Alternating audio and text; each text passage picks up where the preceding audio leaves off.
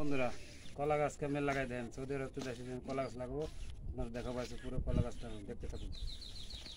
কলা গাছের জায়গা পাইছি নিছি এই দেখেন এই যে এখন এই জায়গা হাফর করবো দেখতে থাকুন হ্যাঁ হ্যাঁ হুম হুম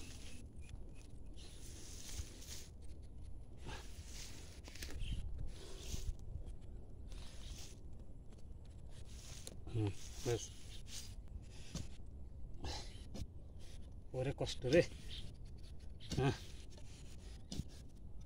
হাফর দেখো হাফর হাফর হাফর দেখা হুম বাস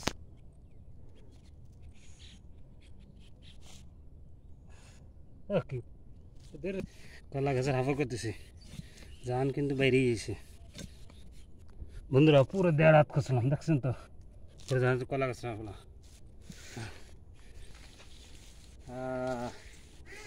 এই যে বন্ধুরা নিয়ে যাচ্ছি লাগানোর জন্য দেখতেন কেমন লাগাই দেখেন হ্যাঁ গোড়া দেখ পয়সা পয়সা দেখেন গাছ লাগানো কি কষ্ট এটা দেখেন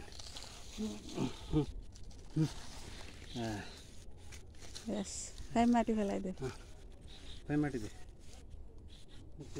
দে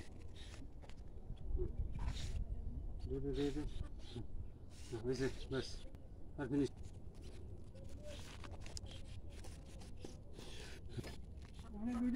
দুইটা গাছ আমার সাথে লাগাইছিল